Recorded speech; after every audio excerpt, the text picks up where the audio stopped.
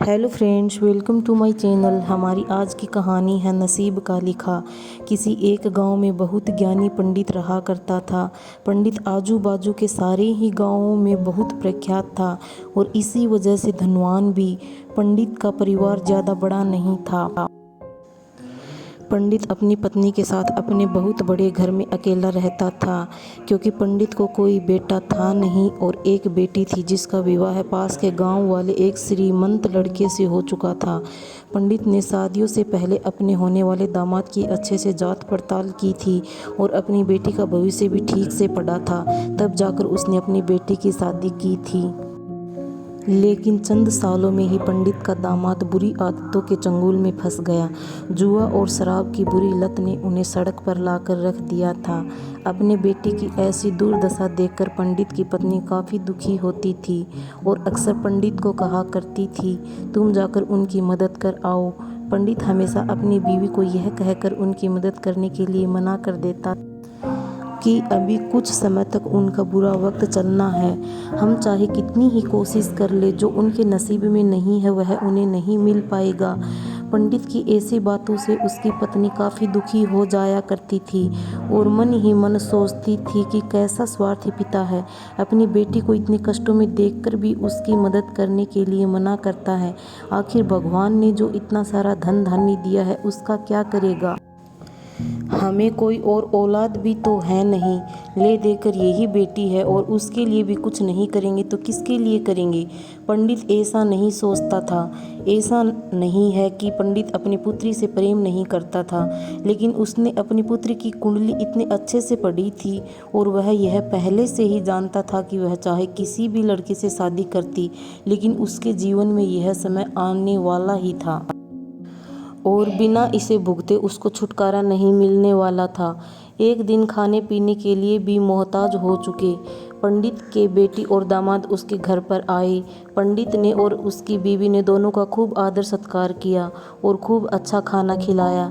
बेटी और दामाद की पंडित से सहायता मांगने की हिम्मत ना हुई, इसलिए वह बिना बोले ही वापस अपने घर लौटने। लेकिन माँ तो माँ होती है, पंडिताइन से रहा नहीं गया और बिना पंडित की इजाज़त के उसने चोरी छुपे बूंदे के लड्डू बनाकर उसमें सोने के सिक्के रख दिए और बेटी और दामाद को दे दिए, ताकि बेटी और दामाद की कुछ आर्थिक सहायता हो सके।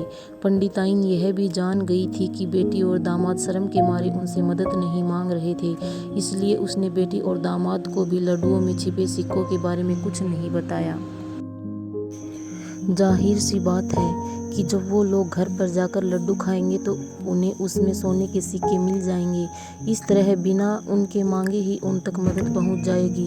सोचकर पंडिताइन मन ही मन अपने बेटी की मदद करने के लिए खुश होने लगी। पंडित के दामाद और बेटी उन दोनों का आशीर्वाद लेकर अपने घर की तरफ रवाना हो गए। उन दिनों गाड़ियां तो होती नहीं थी, घोड़ा गाड़ी या बैलगाड़ियाँ चलती थी। पैसे न होते तो और चीज़ों की लेन देन से भी व्यवहार होता था।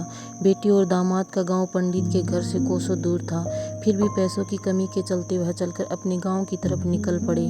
थोड़े दूर ही चले थे कि पंडित की बेटी के पैर में मोच आ गई और अब उसको चलना भी मुश्किल हो गया था। पंडित के दामाद ने जब देखा कि उसकी बीवी अब चलने में बिल्कुल सक्षम नहीं है, तो उसने एक तांगा अपने घर तक किराए पर ले लिया। दोनों पति पत्नी तांगे में बैठकर घर पर पहुंच गए, लेकिन तांगे वाले को देने के लिए उनके पास पैसे थे नहीं, इसलिए पंडिताइन ने जो बूंदी के लड्डू उन्हें दिए थे वही किराए के तौर पर उस तांगे वाले को दे दिए। तांगे वाला बूंदी के लड्डू को लेकर वहां से चला गया। तांगे वाला अपने घर की तरफ जा रहा था, तब उसे एक हलवाई की दुकान दिखी। उसने सोचा कि थोड़े से बूंदी के लड्डुओं से मेरे घर के लोगों का पेट थोड़ी भरने वाला है, इससे अच्छा मैं इन बूंदी के लड्डुओं को बेचकर उनसे कुछ चावल खरीद लेता हूँ। तांगे वाले ने बूंदी के लड्डू हलवाई को बेच दिए। जिस गांव में वह हलवाई रहता था, उसी गांव में एक आदमी ने अपने घर पर पूजा रखी थी और उसी पंडित को उस पूजा के लिए बुलवाया था। पूजा में लगने वाले प्रसाद के लिए उस आदमी ने उसी हलवाई से बूंदी के लड्डू लिए जहां पर उस तांगे वाले ने बेचे थे। हलवाई ने भी उस आदमी को तांगे वाले से खरीदे हुए लड्डू ही पहले दिए, ताकि वह खराब ना हो जाए, क्योंकि वह नहीं जानता था यह लड्डू कब बने हैं। पूजा खत्म होने पर दक्षिणा और बूंदी के लड्डू लेकर जब पंडित अपने घर आया और खाना खाने बैठा तो प्रसाद में लाए बूंदी के लड्डू खाते वक्त लड्डू से सोने का सिक्का निकला। इस घटना को देखकर पंडिताइन की आंखों से आंसू बहने लगे।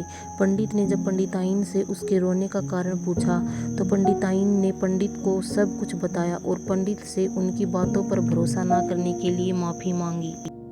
पंडित ने पंडिताइन के आंसू पोंछे और कहा कि तुम्हारी तरह मैं भी हमारी बेटी को बहुत प्रेम करता हूँ, लेकिन अगर हम उसकी अब मदद करते हैं तो दामाद हमसे हमेशा ऐसे ही मदद की उपेक्षा रखेगा और अपनी बुरी आदतों को कभी नहीं छोड़ेगा। पंडिताइन भी अब पंडित की बातों से सहमत हो गई। 2-3 महीने बीत गए।